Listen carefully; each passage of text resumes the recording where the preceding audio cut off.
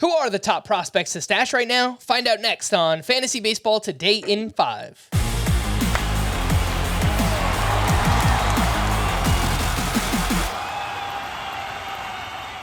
Welcome into FBT in 5. Today is Saturday, April 22nd. I am Frank Sanford, joined by Chris Towers.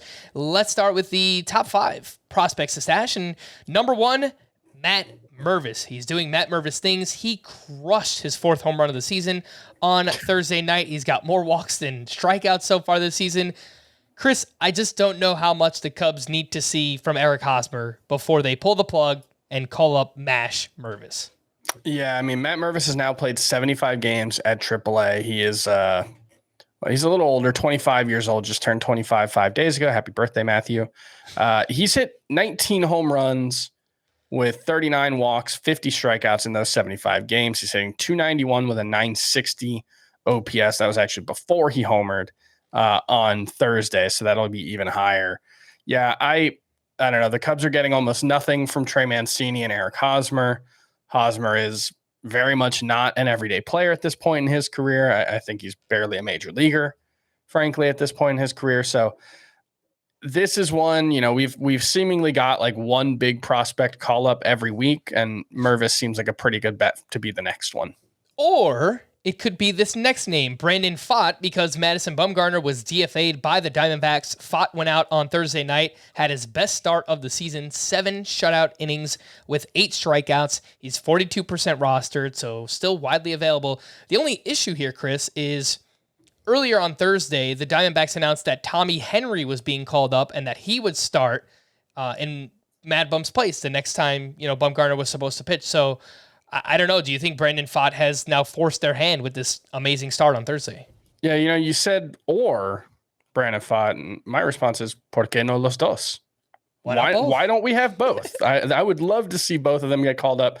I'm a little more skeptical on Pfaadt than a lot of the fantasy industry seems to be. From what I understand, the stuff is not like overpowering, and it's more like an advanced command control type of profile, but like he had 218 strikeouts and 163 innings in the minors last season. He had a sub-1 whip pitching in the PCL, which is incredibly difficult to do if you know anything about that league. So, yeah, I'm very excited about it. I think like a Tyler Mahle type pitcher, mid-3s ERA, a lot of strikeouts could be the outcome that we see for Brandon Pfaadt.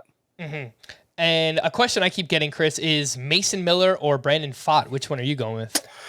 Well, Brandon Pfaadt threw 163 innings last season. Mason Miller has thrown 44, I believe, since being drafted in 2021. So I really like Mason Miller. He looks, we've gotten the Spencer Strider comp. His stuff, the stuff plus metric that's on Fangraphs that Saris helped develop, I think so far he is behind only Jacob deGrom and Shohei Ohtani. Among major league starting pitchers, it's one start, but it's a stat that tends to stabilize very quickly. The problem is he might not even throw 100 innings this season. So I wouldn't drop Mason Miller to pick up Brandon Pfaadt, but if both were available, I think I would prioritize Pfaadt. I would prioritize Pfaadt as well. It's the innings and the team context. The Diamondbacks are just going to be much better than the Oakland A's as well. Next up, we have Sal Frelick, who could have gotten an opportunity with Garrett Mitchell going on the IL with a shoulder injury. The problem is that Frelick is now dealing with a thumb injury, so maybe he's delayed a little bit, but once he heals up, Chris, I think we could see Frelick with the Brewers.